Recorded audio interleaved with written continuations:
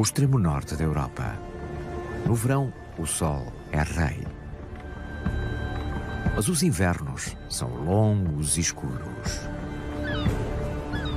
Aqui, entre o Polo Norte e o Círculo Polar, a vida tem de resistir a mudanças radicais.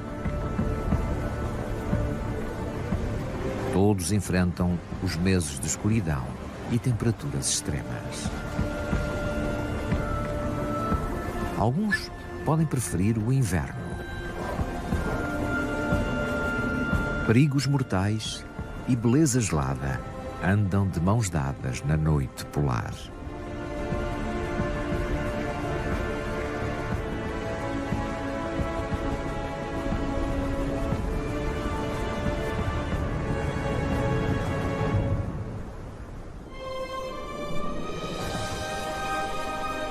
No início do outono, o dia e a noite têm a mesma duração. No extremo norte da Europa, o sol está baixo no céu. As sombras ficam mais longas e, de agora em diante, os dias tornam-se cada vez mais curtos. Mas antes que a escuridão envolva por completo o círculo polar, a natureza apresenta os frutos dos longos dias de verão. Para os animais da floresta, a abundância de alimentos chega no momento certo. Esta fêmea necessita de muitas calorias para conseguir produzir o leite suficiente para a sua prole. E terá de consumir mais ainda para obter as reservas de gordura que necessitará para a hibernação de inverno. Ela come sem parar, ganhando até 3 quilos por dia. As crias imitam a progenitora entusiasticamente e aprendem a procurar o seu próprio alimento.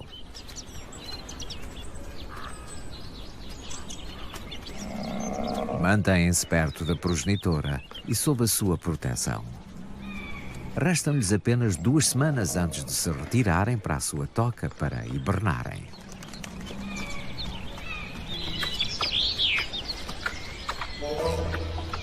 Por outro lado, o esquilo armazena sementes. Permanece acordado durante todo o inverno e precisa de se alimentar com frequência. O gaio siberiano também armazena alimento, sendo das poucas aves que permanece no norte durante o inverno.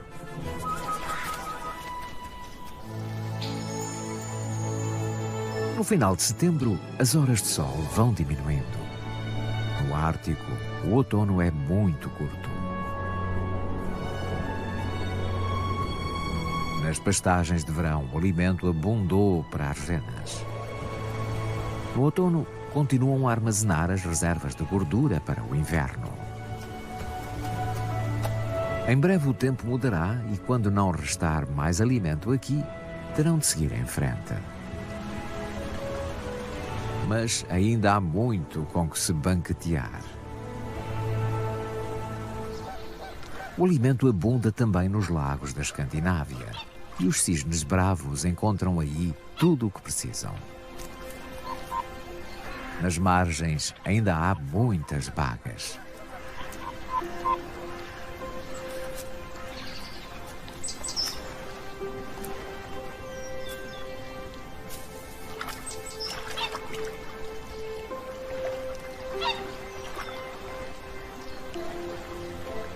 E nos lagos se encontram o seu alimento favorito, as plantas aquáticas.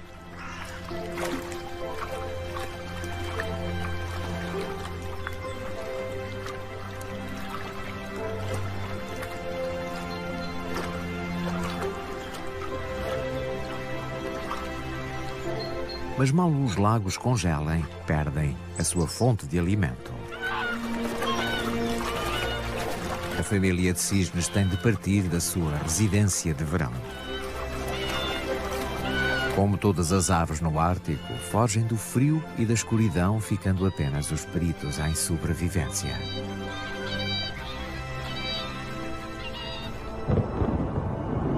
No início de outubro, as temperaturas descem e atingem valores negativos.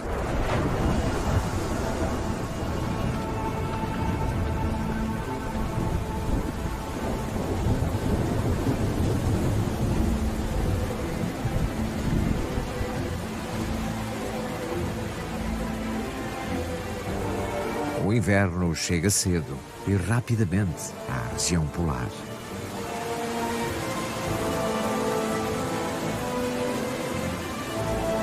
Com as temperaturas a rondar os 0 graus, a chuva transforma-se em granizo, que anuncia o inverno.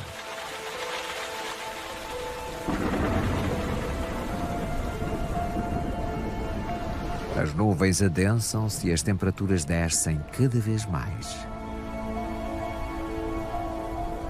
Pouco depois, chega a neve.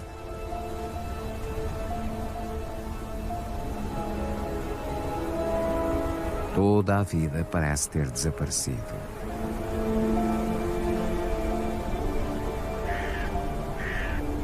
A floresta fica em silêncio. Os ursos pardos estão a hibernar. Permanecerão nas suas tocas durante cerca de 7 meses. Poupam energia, abrandando os batimentos cardíacos e diminuindo a temperatura corporal. Ficam dependentes única e exclusivamente das reservas de gordura. É assim que sobrevivem ao duro inverno.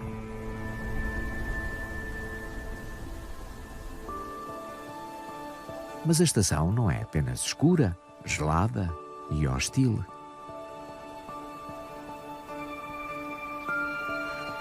Naqueles dias em que o sol de inverno espreita sobre o horizonte, a paisagem transforma-se numa joia reluzente.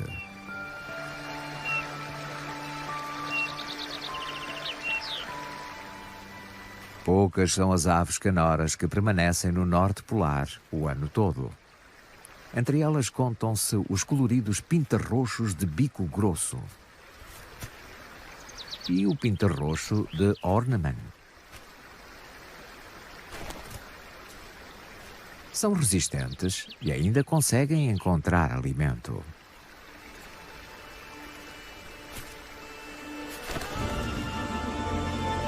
Mais para o norte, no polo propriamente dito, a escuridão reina há 4 semanas, desde meados de outubro. Mas mais para sul, os dias também começam a ficar rapidamente mais curtos. No círculo polar, o sol aparece durante 8 horas apenas.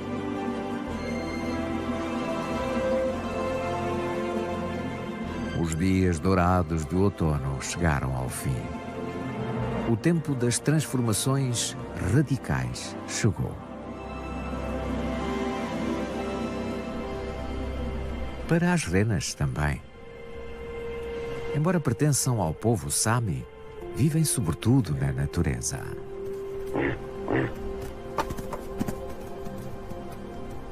Estão adaptadas a uma vida no frio e na escuridão, e até mesmo no mais árido dos invernos escandinavos conseguem encontrar alimento suficiente para sobreviverem.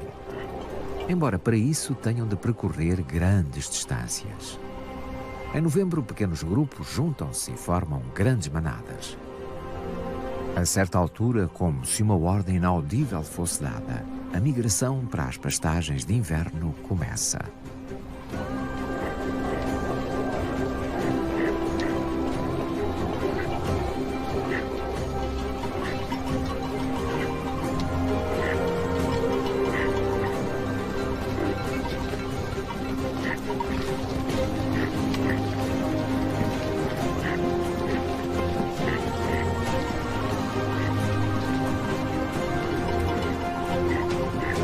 Embora sejam domesticadas há centenas de anos, um instinto antigo leva-as para onde podem encontrar alimento.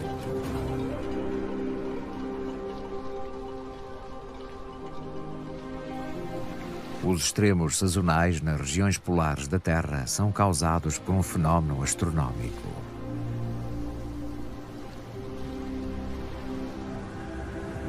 No Polo Norte, a noite dura 6 meses no inverno. O motivo é porque o eixo da Terra está num determinado ângulo em relação ao Sol. À medida que a Terra orbita o Sol, ou o Norte ou o Sul obtêm mais luz. É isto que está na origem das estações.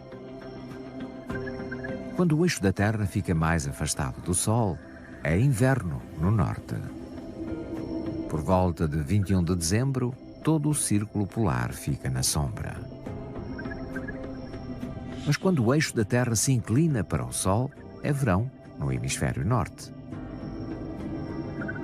Por volta de 21 de junho, é dia em toda a região polar. Daí em diante, a sombra vai lentamente aproximando-se do Polo Norte.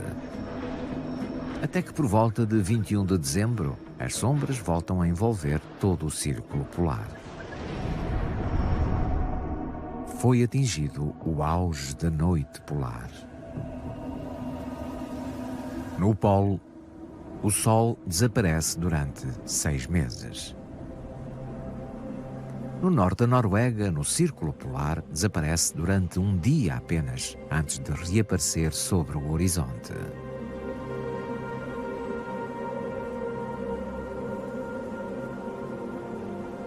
Mas até mesmo os seus raios indiretos conseguem iluminar os céus, criando todos os dias um curto crepúsculo.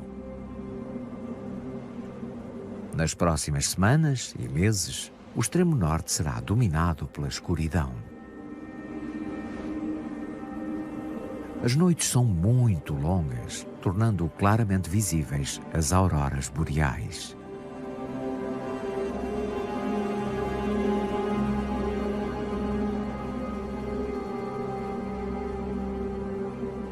Quando o Sol desaparece, nem sempre as noites são escuras. Nas noites claras, a luz da lua é suficiente para muitos animais encontrarem alimento. Tal como a raposa do Ártico, muitos animais têm os olhos bem adaptados à escuridão.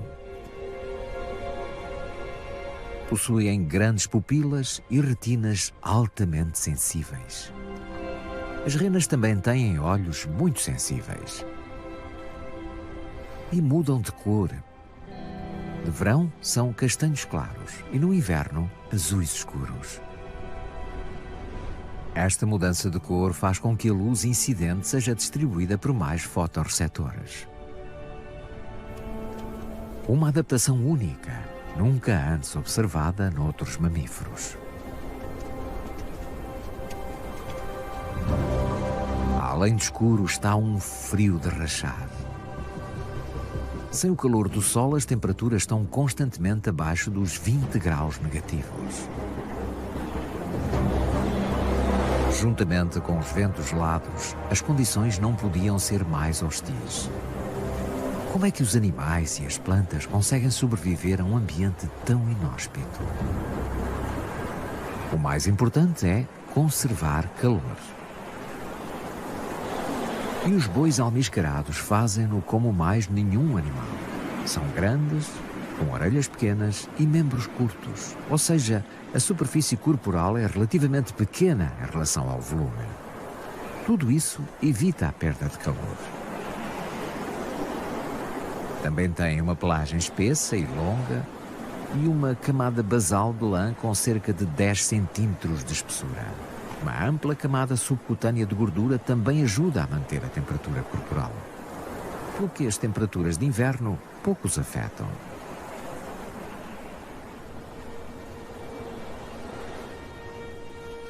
As renas também se encontram adaptadas de forma muito eficaz às baixas temperaturas. Também lhes cresce uma pelagem espessa e felpuda. Os pelos das renas são ocos. Esta característica cria uma bolsa de ar que as isola do frio.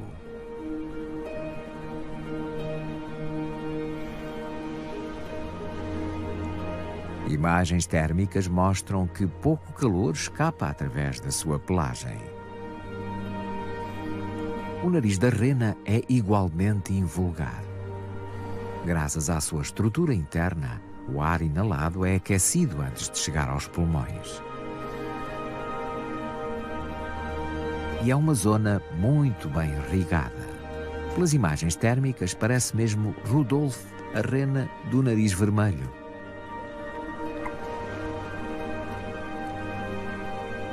Em contraste, a temperatura dos membros é baixa. O sangue vindo do interior do corpo transmite o calor ao sangue frio que vem do exterior. Esta circulação permite a troca de calor, impedindo os membros de congelarem e o corpo de arrefecer. É assim que as renas conseguem suportar temperaturas de 40 graus negativos. Nos meses de inverno, o interior norte da Escandinávia fica coberto de gelo. Mas a zona costeira é muito mais amena. A corrente do Golfo permite que os fiordes noruegueses permaneçam livres de gelo durante todo o ano. A água do mar raramente atinge temperaturas abaixo dos 4 graus centígrados. Está quente demais para congelar, independentemente de quão baixa seja a temperatura ambiente.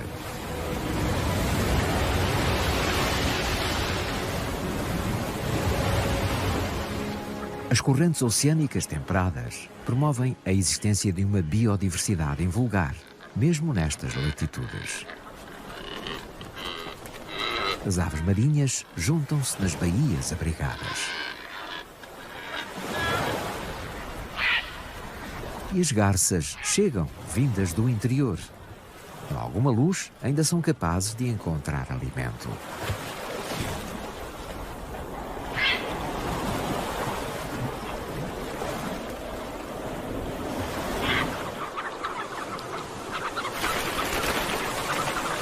Os pilritos escuros deslocam-se em grandes grupos. São as únicas aves limícolas que passam o inverno a norte do Círculo Polar. As poucas horas de crepúsculo são mais que suficientes para se alimentarem.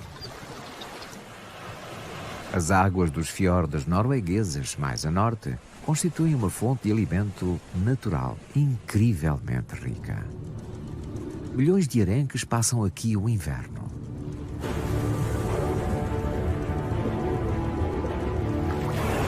As orcas seguem os enormes cardumes. Durante o inverno, quando a luz escasseia, elas intensificam os seus sinais acústicos para se orientarem e comunicarem umas com as outras durante a caçada. Algumas orcas empurram os arenques até à superfície, onde uma delas os aguarda. Bate rapidamente com a barbatana caudal no cardume. Os peixes ficam atordoados e tornam-se mais fáceis de apanhar. O alimento será mais que suficiente para todas. Durante estes ataques, as orcas matam toneladas de arenques, mas consomem menos de 1%.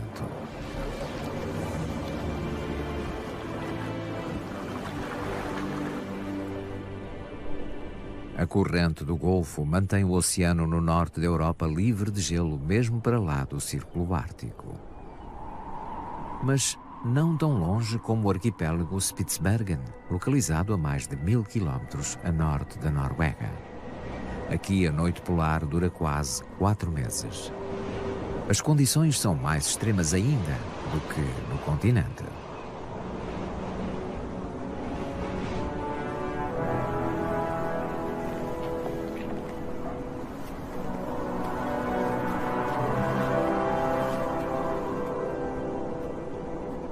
É nesta altura que o urso polar se encontra no seu elemento. Não há nenhum animal mais adaptado a seu habitat do que o urso polar. A sua pelagem quente não cobre apenas o corpo, cobre também os membros e as grandes solas das patas que os impedem de se enterrarem na neve. Uma camada espessa de gordura isola-o contra o frio, até mesmo com temperaturas de 40 graus negativos. Este jovem macho anda à caça de focas. O mar gelado à entrada do glaciar Spitsbergen é a sua zona de caça.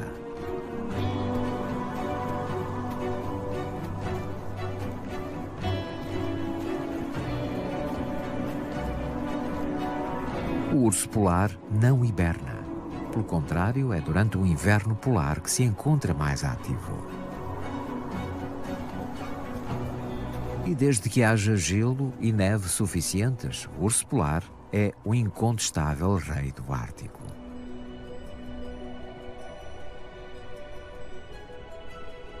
A noite polar não traz apenas frio e escuridão. É o cenário de um fabuloso fenómeno da natureza.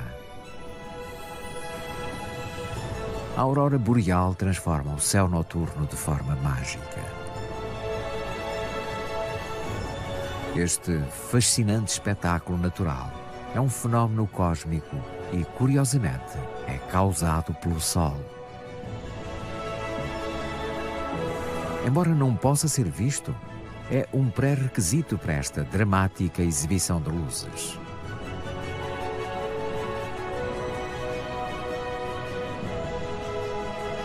O Sol lança para o espaço grandes quantidades de partículas carregadas, os chamados ventos solares. Quando eles alcançam o campo magnético da Terra, as partículas colidem com os átomos na atmosfera superior e forma-se a aurora boreal.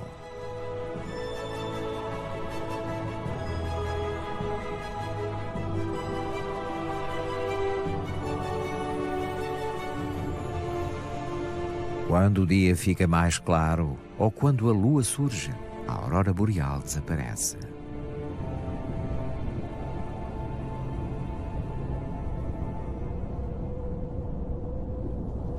Durante o crepúsculo da noite polar, os animais têm pouco tempo para procurarem alimento. E quando o fazem, a camuflagem é um elemento-chave para a sua sobrevivência. No inverno, a raposa do Ártico exibe uma pelagem branca e densa. A paisagem coberta de neve torna-a praticamente invisível às suas presas. Para se proteger dos rigores do inverno, enrola-se mantendo o focinho quente na pelagem. Em condições particularmente inóspitas, a raposa retira-se para a sua toca. As lebres árticas também mudam de cor da sua pelagem de castanho acinzentado a branco e ficam praticamente imperceptíveis. Só em movimento podem ser detectadas pela raposa do Ártico. E o perigo também está à espreita do céu. Mas a águia real não tem muito tempo para caçar. Embora tenha uma visão extremamente apurada, durante o crepúsculo ela tem dificuldades em detectar a presa. O lagópode de branco está camuflado quase na perfeição.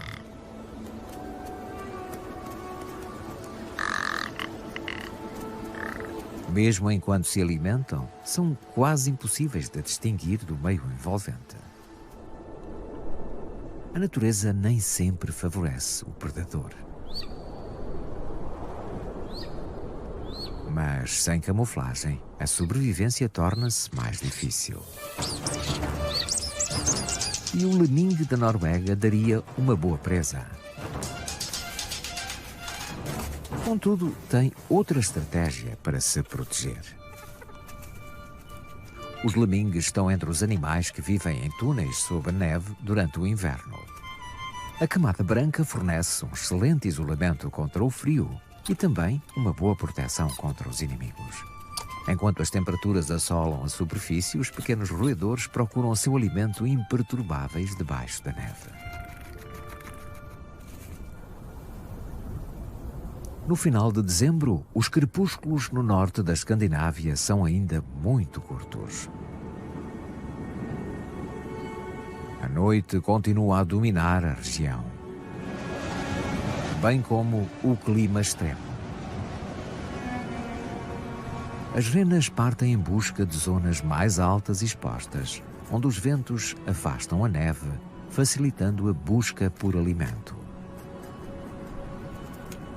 Alimentam-se dos líquenes quase indigestos que crescem aqui e que poucos animais árticos peritos em sobrevivência usam como alimento. Mas esta dieta pobre não é suficiente para satisfazer as necessidades energéticas da rena durante o inverno. Elas também abrandam o seu metabolismo de forma dramática.